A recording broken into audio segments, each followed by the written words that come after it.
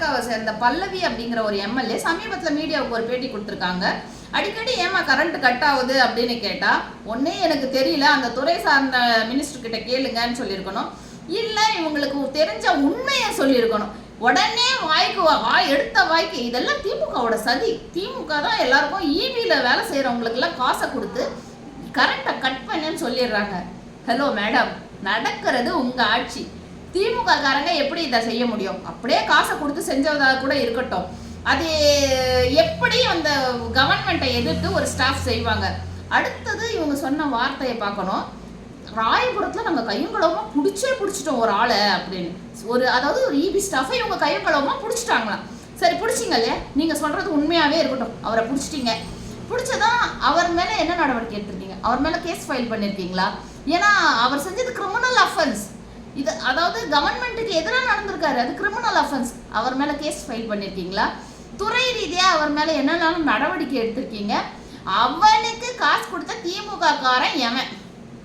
அவனை கூட்டிகிட்டு வந்து நிறுத்துங்க. யாரெல்லாம் நீங்கள் தப்புன்னு சொல்கிறீங்க இல்லையா, நான் பிடிச்சேன்னு சொல்கிறீங்க இல்லையா, பிடிச்சேன்னா நீங்கள் சும்மா எடுத்ததுக்கெல்லாம் ரீல்ஸ் போடுற கட்சி தானே உங்கள் கட்சி. இவனை கூட்டிகிட்டு வந்து ரீல்ஸ் போட வேண்டியது தானே, இவனை பிடிக்கும் போது ரீல்ஸ் போட வேண்டியது தானே. அப்படியே விட்டுடுவீங்களா? நீங்கள் இதெல்லாம் மட்டும் நீங்கள் வாய்க்கு வந்தது அப்படியே சொல்லிட்டு போயிடலாம். நீங்கள் என்ன பிளான் பண்ணுறீங்கன்னா, அதாவது அண்ணன் வழியில் நீங்கள் பிளான் பண்ணியிருக்கீங்க.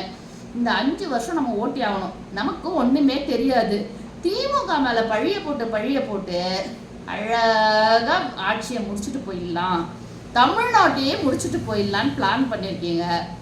அதுக்காக இவ்வளவு கேவலமாக இவ்வளவு கீழ்த்தரமாக இறங்குவீங்கன்னு தமிழ்நாட்டு மக்கள் எதிர்பார்க்கல. நீங்கள் அடுத்து கொஞ்சமாவது, ஏதாவது நீங்கள் எம்எல்ஏவாக தேர்ந்தெடுக்கப்பட்டிருக்கீங்கன்னா மக்கள் சேவை செய்யறதுக்கு தேர்ந்தெடுக்கப்பட்டிருக்கீங்க. திமுகவை குறை சொல்கிறதுக்கு இல்லை. திமுக ஆட்சி காலம் முடிஞ்சு போச்சு, அடுத்து உங்களோட கவர்மெண்ட் தான் இங்கே நடந்துட்டு இருக்குது. இப்போ நீங்கள் கொஞ்சமாவது மக்கள் பணி செய்யுங்க. இந்த மாதிரி ரீல்ஸ் போடுறதையும் தப்பாக திமுகவை நீங்கள் பழி சொல்லியே காலத்தை ஓட்டுறதையும் நிறுத்திட்டு மக்கள் சேவையை ஆரம்பிக்கும்.